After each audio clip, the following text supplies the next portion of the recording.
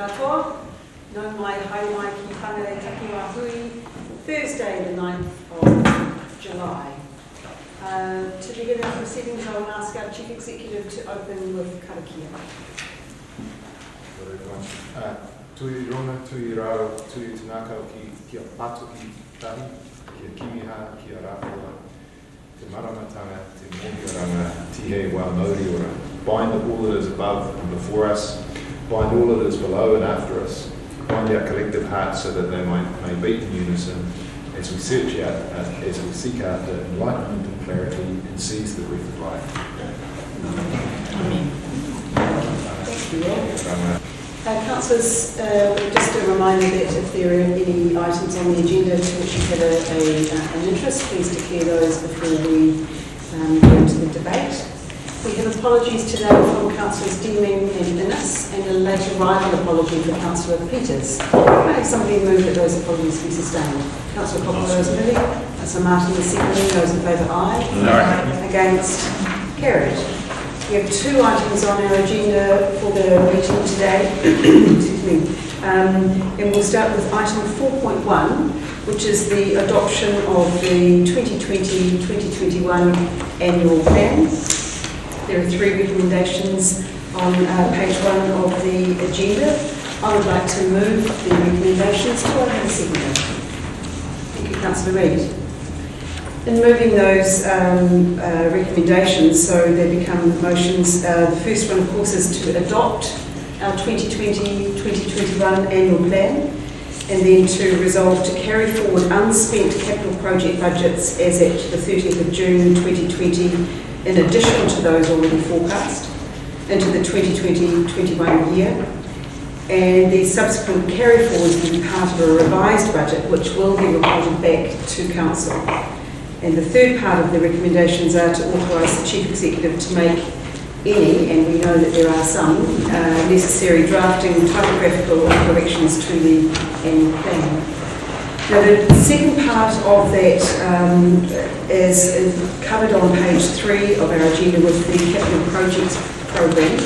You'll be aware, of course, that we are in a time of, I guess you could call it flux, with projects and projects that are coming onto our programme out of the blue sometimes, and all of them are always welcome for funding from our partners in central government, but it may well impact on our capital works programme. So I think it's important for us to note that changes to our programme may be needed to be recognised in the planning for our annual plan budgets, and that it may affect it, and we will have probably changes throughout the year, which is normal practice as well.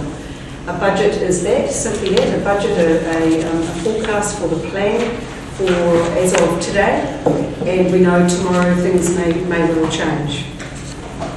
The fact that we are having to adopt an annual plan is a direct result of the impacts of COVID. We were, you'll recall, not planning to consult on, because there were no material changes to year 3 of our long-term plan, and along came COVID. So we were really prompt and with our response, and we decided to set a program of recovery and a future program. And included in our annual plan for this year is the $3 million recovery package, which was decided upon by Council, was a totally appropriate response to the impacts of COVID on our community. So this plan, this year 3 is quite different to the year 3 in the long-term plan, and it covers off quite clearly the changes that have happened and the impacts of that. We also, of course, went out for consultation with our community on a reduced rates increase, a 2.2% increase. And you'll be aware that we got quite good support from our community to proceed with that. It had the spectrum of response through to please don't reduce the rates, we need you to keep going, through to this, the impacts of COVID are severe and we would like you to have a 0 rate increase. If we'd chosen to do that, we wouldn't have been able to put together the $3 million recovery package, and I think we've achieved a really good balance for our community in being able to provide that recovery package, as well as continuing pretty much existing levels of service for this ensuing financial year. I think we will begin to, some of the edges will be frayed as the year goes through because of that impact on the operating budgets. It was highlighted this morning that our operating expenses have already had to be cut by 7%. That's a significant cut. And I think it would be naive of us to think that levels of service won't be impacted. But I know our teams, collective teams, are working really hard to reduce the negative impact of any reduced expenditure.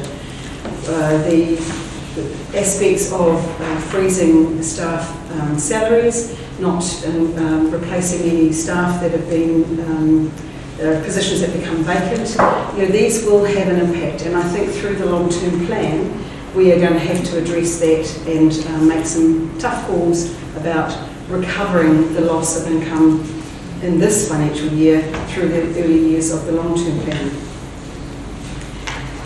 At this stage, I would like to highlight the fact, thank you Councillor Reid for pointing out that you'll see on the second page of our annual plan, there's some errors of the council laws. We've now potentially had 3 Green Bay ward councillors and 5 in the Whangarei ward, or because Councillor Reid, so that they are obviously incorrect, and we will make sure that those are corrected for the printed version of our annual plan, and we apologise for that to the councillors themselves, and also to any confusion that was caused by members of the public by reading our document.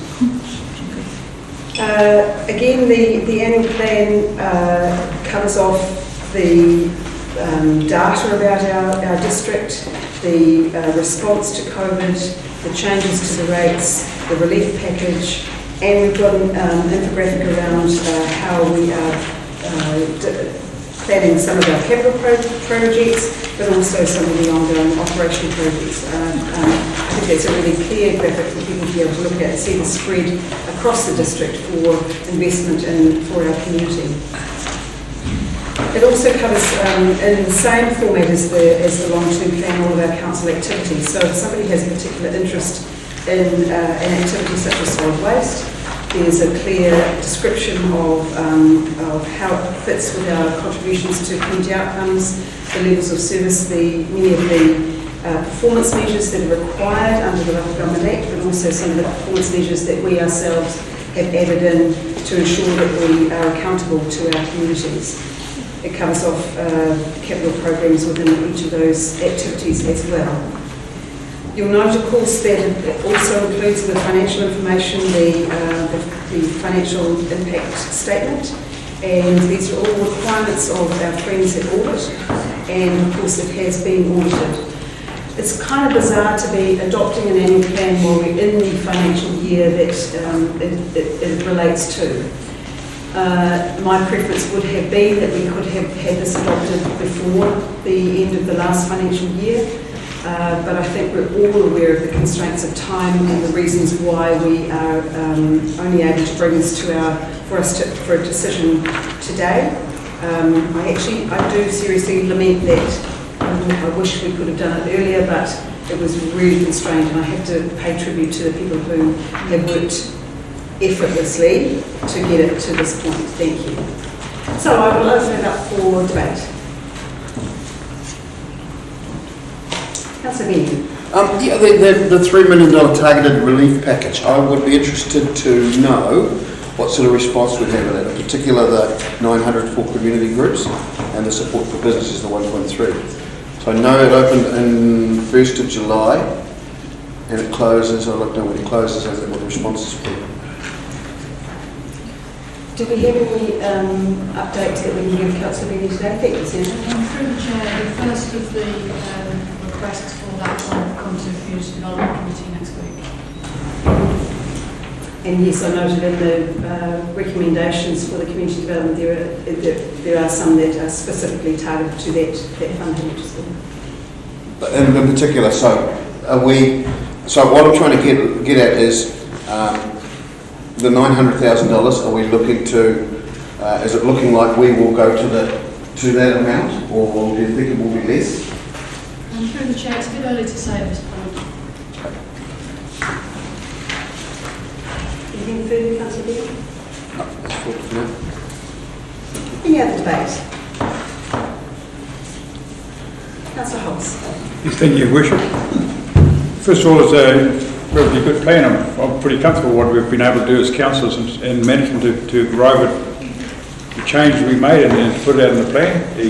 Obviously, our COVID response is timely and well considered, but also the rate relief for the Whangarei Swamp Farms and the rate there. I want to acknowledge the support of councillors and staff on putting that in place and actually changing our proposal. So I think the system worked very well this year, and I'm quite comfortable with what's in it. Thank you. Thank you, Councillor Hobbs. Any further debate? Councillor Cooper. Thank you, Your Worship. As a new councillor, I'm happy to support the plan.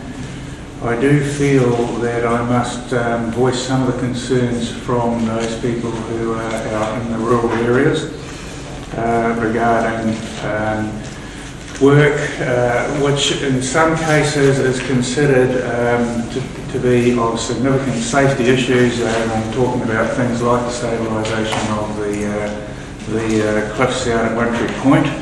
There's a half-built boat ramp. We have dust going onto the school from Sanford Road and generally rural road sealing. I understand the need for us to be focused but I would like to signal that we must work into our long-term plan these issues which will need to be addressed. So thank you very much. Thank you, Councillor Cooper. Any further debate? Councillor Peters. I'd like to also echo Councillor Pulse's words. I think that this plan is solidly looking at the four well-beings, which are really important, and also endorse that it is looking in this year's work, this annual plan's year's work, at strengthening our partnership with Māori, which is really key for equity for our community. And I'd just like to endorse the work that the team have done quickly to do all of this. Thank you.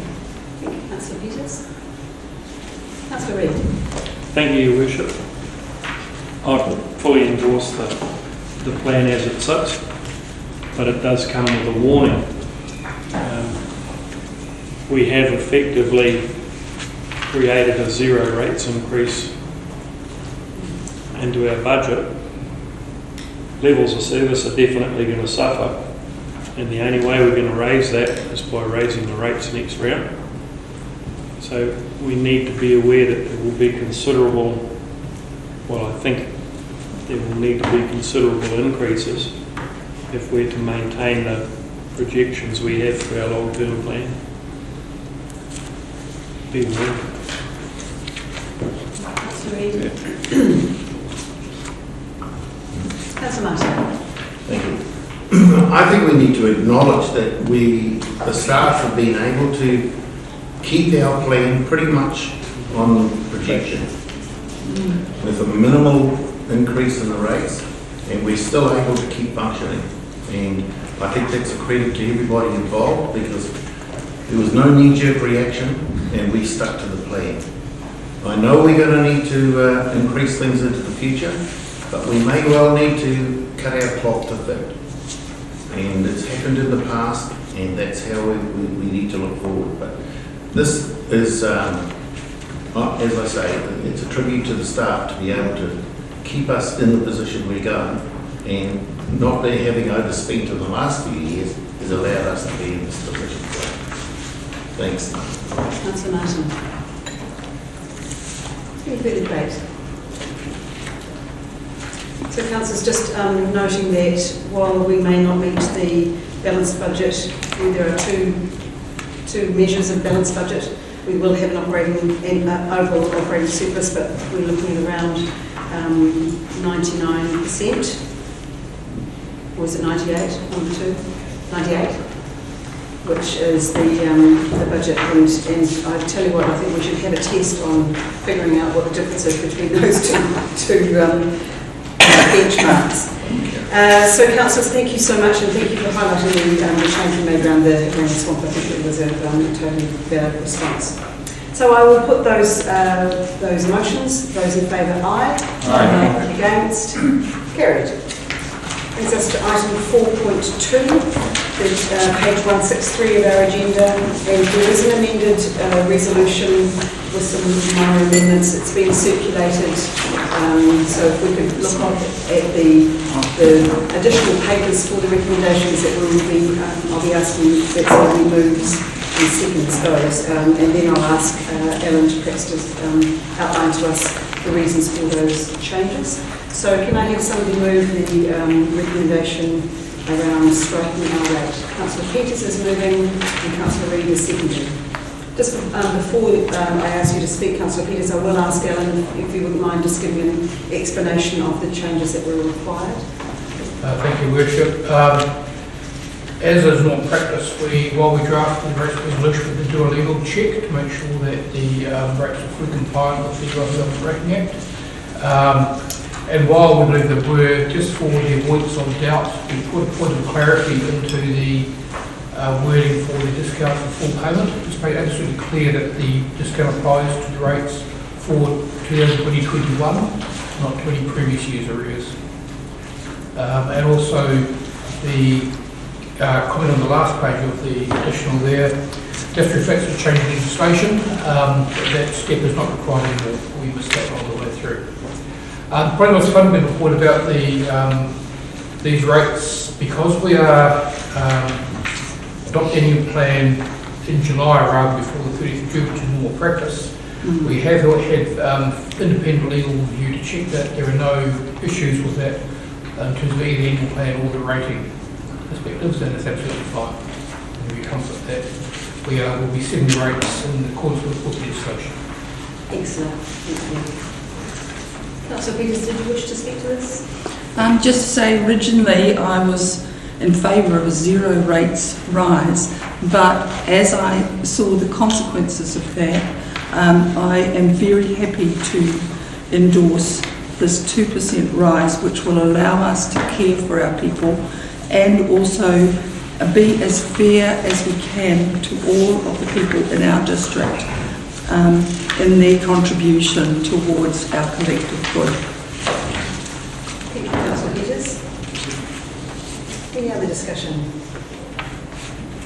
I'd just like to note that we adjusted the sector splits to ensure that every rating unit gets the equivalent of 2.2% increase.